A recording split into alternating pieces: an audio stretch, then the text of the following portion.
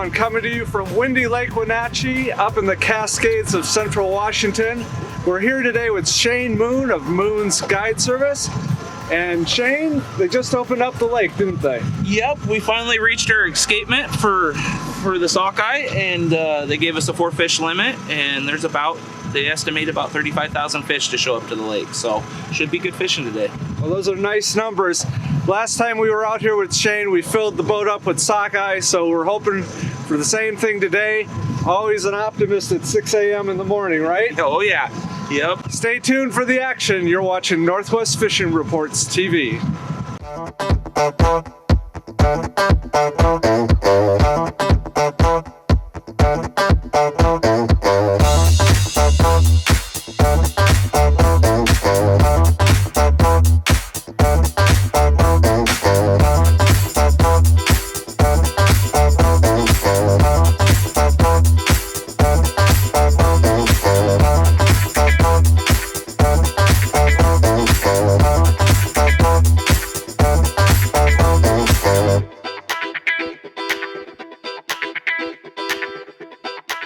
Hey guys, with these downriggers, so when we get a bite, you're gonna see it start bouncing like this. What you want to do, whoever's up is gonna come over here, grab front, back of the rod, and you're gonna give it a hook set. And that hook set's just gonna get the line out of the downrigger clip. It's not to get the hook into the fish. So as soon as you hook set, what's gonna happen is you're gonna pop out of the downrigger clip, you're gonna get slack in that line. There's gonna be a bow. So what you'll wanna do, as soon as you set hook, is start reeling, and then you'll catch up to the fish. Once you catch up to the fish, just steady, keep pressure on them and bring them on in.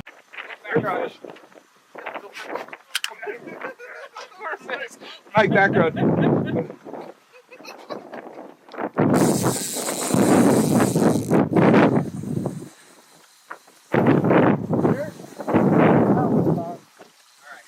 With them once you get them on. Wow, how did I get so lucky? I get the first 2 fish.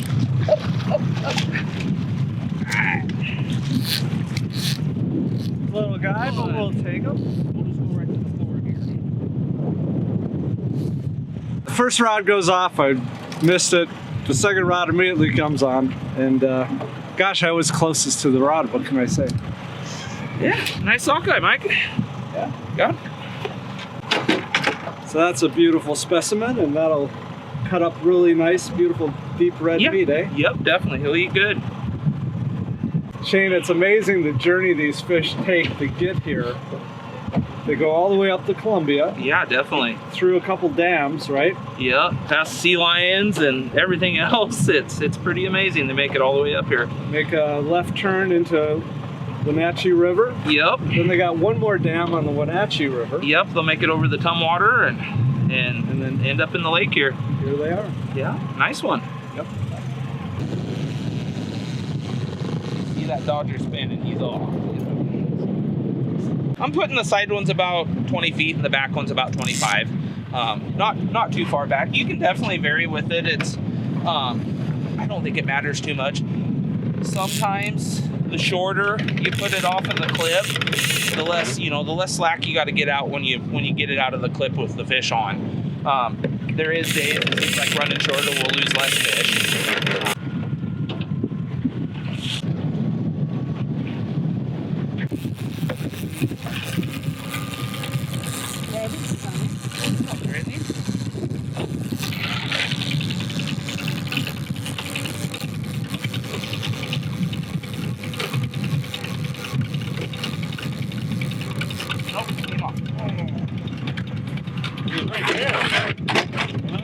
Operator error, I believe. Shane, is there a reason we don't use bait? Yeah, so in the regulations, it's a single point hook. We can use up to 3 single hooks, no trebles, and no bait, no scent, anything like that. And the reason is to protect the bull trout that are in here. And there's actually a pretty good population of them in here. Can you fish for those at all? No. So if we do catch them, it's release them in the water. Don't take them out of the water.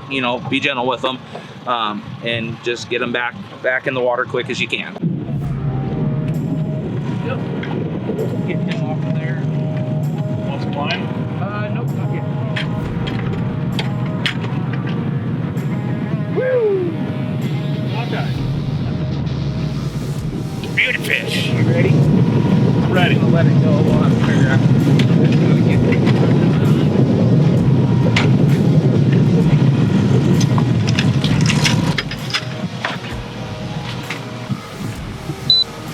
Here's a decent school of sockeye.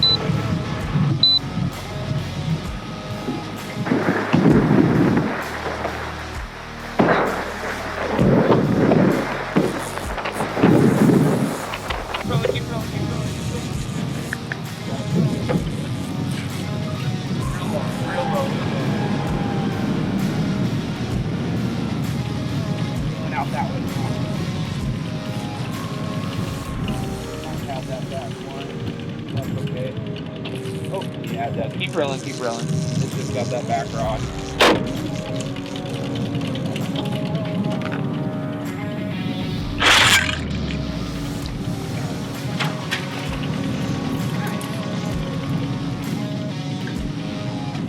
A little bit of a mess here. You give me a little bit of slack. Thank you.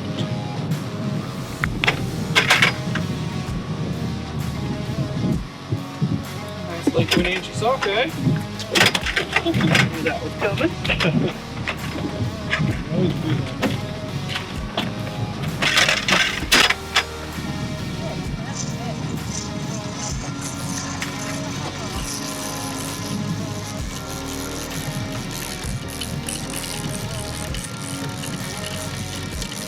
They got fight in them, don't they? Yes, they do.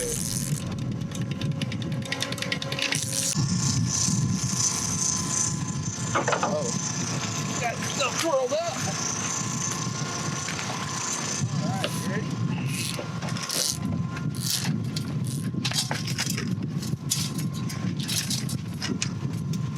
Nice sockeye. Beautiful fish. Wrapped up, didn't he? Oh.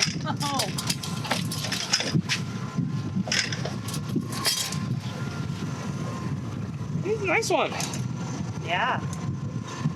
Beautiful fish. They sure are. Oh, he's done. Shane told me 2 rivers come into the lake. That's where these sockeye are headed. And as we move towards those rivers, there's a whole fleet of boats out here looking for these fish.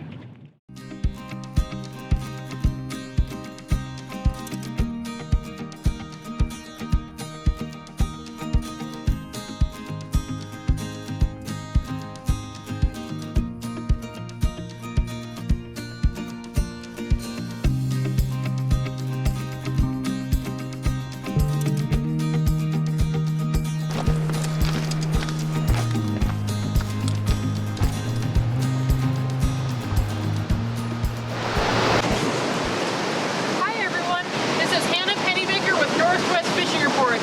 Today I'm joined with Mike and Chris Decker. Wow, what a beautiful beach. This beach is located in the Olympic Rainforest, just about 30 miles north of the town of Queen. The way we fish for these red-tailed surf perch is we actually wear waders and we stand in the surf and we cast out for them. These fish, they're called surf perch. They live in the surf. They aren't very far out. You want to go up to about your waist, as far as you're comfortable with in the surf, and you want to have a long, medium light action pole, something that's rated for saltwater, because you're gonna get splashed. And you cast out as far as you can, just reel in till you get a bite. These surf perch, when you do find them, they're voracious eaters. They're very hungry. So as long as you have the right gear, right equipment, right safety equipment for the job, you'll catch them.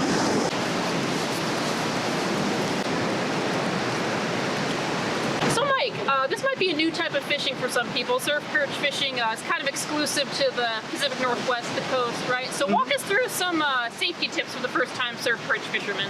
Yeah, so definitely the number one rule that I'd want anyone to, kind of drill into their head is never turn your back on the ocean. When you're approaching the cast or whether you're trying to observe the beach, always face yourself towards the ocean. You never know when a wave is going to sneak up on you from behind and possibly sweep you in. And you also want to be aware of the other conditions as well, such as the height of the surf, the times of the tides, whether it's outgoing or ingoing, even the wind speed as well. Good rule of thumb is to not want to fish any wind speed above double digits. So 10 miles per hour is kind of a maximum wind speed that you'd ideally want to fish in at the most. And if it is your first time out here and you are a little skeptical, it's okay to wear a life jacket, Safety is obviously the #1 priority here, as well as having fun. Thank you, Michael. Sounds some really good safety tips. First fish of the day, a nice, probably about a 7 or 8 inch red-tailed surf perch here. These fish are really voracious biters. It doesn't take long for them to start biting once you reach the school. But if you don't reach the school at first, don't be afraid to walk around. You got a lot of beach to explore. We're gonna let this one go and try to get some bigger ones out here because Kalaloch Beach does have some 14, 15 inch fish out here. So stay tuned for some bigger ones. Another fish on. Wow, the bite just switched on. We were having kind of a slow morning. And then nice school of striped perch rolled through. So, you kind of take what you get out here. You don't always know what it is when it comes to fishing, what can turn the bite on or turn it off. Sometimes it's just luck. Could have been the change of the tide, could have been the changing water temperature. We don't know, but we'll take them home, won't we? Alright, finally got one myself too. Ooh man, this one's got some heat to it. Let's see, oh there we go. Finally got my own striped perch right over here. Alright, awesome fish. Now a lot of people actually call these rainbow perch just for the coloration on them. As you can see from quite a few that we've hooked onto so far, they got these beautiful blue stripes, a little bit of purple tint to them. Yellow tail, kind of a brownish, red, mahogany, whatever you want to call it, tail. Absolutely gorgeous fish. So it's not really too common that you actually see us come close to catching a limit of these. Limit per person is 12. So, very special day, I'd say. Awesome. Well, now you've seen us catching all these fish. Now you might be wondering what we've been using. And I use what's known as a high-low rig, but it varies a lot. You can change the distance between your hooks. You can see here that I've got them pretty close together and my weight way down here. I use bait holder hooks, and I'm using these soft plastics that look like sandworms. And these ones have dried out and they've stayed on the hook really well. But you can put these loops that hold your hook almost anywhere you want, and you can target where you want in the water column. So for bottom fish, I put them a lot closer to the weight, but in this surf, I put them up a bit higher because when you're way out there and it's mostly flat surface out there, when your weight is clear out there, your presentation ends up being dragged way off to the side, so it still ends up being pretty close to the bottom. And otherwise, if you have it really close, you're sitting almost on the bottom, and they're not going to be wanting to go down there and take a gulp of rocks to get your bait. The way we fish out here is we cast as far as we can. We don't catch it, we don't have any bites. Reel in about 4 to 5 feet. Don't get any bites, reel in 4 to 5 feet. So in order to make sure you're covering the most water you can, because the fish are, who knows where the fish could be any given day, you want to make sure that you can cast as far as you can. And this is just great practice for casting out here. So I highly encourage experienced fishermen, new fishermen alike. Come give this a try. It's a great way to sharpen your skills, learn some new ones, and it's just a fun fishery. Another fish on. See what we got? Another striped perch. Wow. We must have just got into the school because they're here. It's a hike, but it's worth it. All right, everyone. So we've had an amazing day of surf perch fishing. Target species was initially red-tailed surf perch, but the ocean decided to give us some beautiful striped perch, as you can see right here. We got 10 lined up, followed by 3 more red-tailed surf perch. Just keep in mind, striped perch typically do not get this big and this type of volume. They do in fact school up, but it is actually pretty rare to get close to a single limit of striped perch, especially in any size range above 10 inches. We had just an amazing day fishing. It's a little slow in the morning, but things picked up for us around noon or so. So that goes to show you don't need to come out early or any time of year to catch these fish. The fish are here waiting for you. I want to give a special shout out to my fiance Chris Decker for joining us today, and my friend Mike Francisco. Thank you so much, and we'll see you on the next one. So with the downriggers, I'm just gonna let them out about 15 to 20 feet out on the counter on the reel, and then I'll clip them into the downrigger.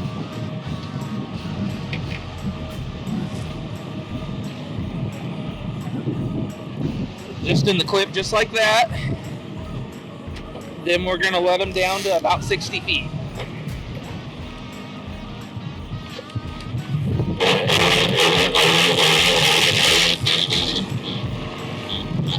You don't want to go too fast or that dodger will come back up and it'll flip around itself and you'll end up tangled.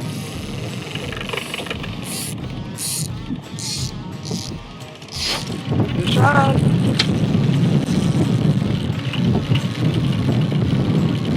Fighter. That's a good fighter, yeah. So we got into this crowd of boats. I guess they're here for a reason. Either that or the bite's turning on. So Mike? Yeah, that's a better fish for sure. No bait, of course. No attractors on the hooks. And just a simple little dodger, about 10 to 12 inches of leader. Exactly. Can't get much simpler than that. No. But it's effective. Nice one. There we go. Beautiful coloring. Good work.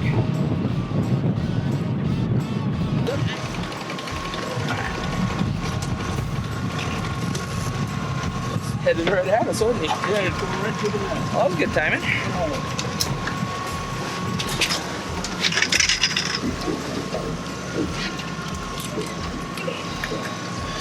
Yeah. Nice sockeye.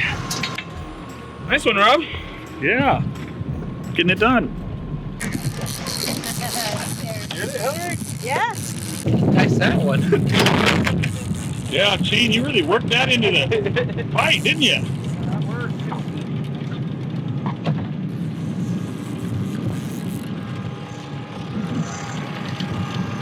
Up a little higher. All right. Boy, those are fun. So these are like big kokanee. Yep. Sea run kokanee. You love sea run kokanee, don't you, Hillary? I do. I love these. The meat is like a reddish orange, and there's a fat layer in it, similar to like Chinook salmon. When you cook it or you smoke it, it's got this white fat that comes out that's just delicious when you smoke it. So this is one of my favorite fish to eat. And they're fun to catch. They give you a good fight like the kokanee. They're just big kokanee that go out to the ocean. How many years do they spend out in the ocean, They're Shane? 3 to 4 year fish, so they will spend a year in the lake before they actually go out to the ocean too. Shane, this wind has come up. It's making it pretty hard to fish. Kind of shortening our day today. Yeah, it came out of nowhere. We better head in before it gets any worse. I think that's a good idea. We'll see you guys back at the dock. Rob, this really is a good example of why it's important if you've got a small craft to be really careful on this lake. Yeah, that wind came up suddenly. The conditions got tough, and Shane made the call for safety, being an experienced captain, to get us back here to the launch. Yeah, even though he's got a big boat and we felt quite safe in it, it's not worth taking a chance for a few extra fish. This isn't the only place where conditions like that can happen. All around the Northwest, wind can come up, conditions can change quickly, and you got to think safety first.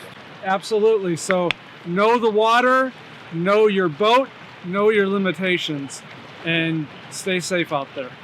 Remember, life jackets float, you don't. So these sockeye, in my opinion, are probably one of the best eating salmon.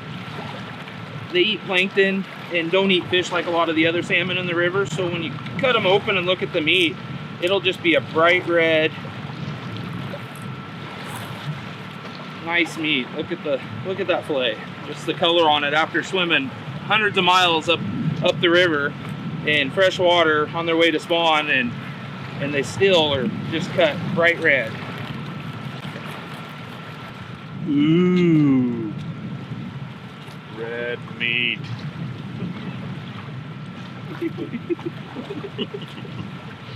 Shane, this was a really fun day out there. I'm glad you had fun. I know it was kind of cut short because of conditions, but it was a good time out there. My first time on Lake Wenatchee. All right. Real quick, you want to go over exactly what we were doing there? This is the setup. Yep. So we're using about an 8-inch Dodger, an aught Dodger. We're running about 10 to 12 inches of about, you can run anywhere from 25 to 30 pound test. I like a little stiffer line. Seems like it twitches the hooks a little better. This setup's got a little smile blade on it and a couple beads, and then just 2 red hooks. You can also run without the smile blade and beads too. Those are basically the 2 main setups we use out here, and they're both very effective. So the key is the aught Dodger. Yep. Does it matter what color or tape or? No, I mean silver. I mean, doesn't brands either. I'll use Max lures, double D Dodgers, Dodgers like that. It's just basically the size. The aught Dodger seems to be the best. And then these 2 hooks, nothing on them. Nope, nothing on them. We can't use bait or scent in the lake, and it doesn't matter. They work. We were usually, 40 feet deep? We were fishing anywhere from about 40 to 80 today. Seemed like the most consistent was about 60. That could vary day to day or year to year. So you were working your electronics a little bit. Yep, definitely watch your sounder. See where you're marking most of the fish, and try to stay right in the area they're at.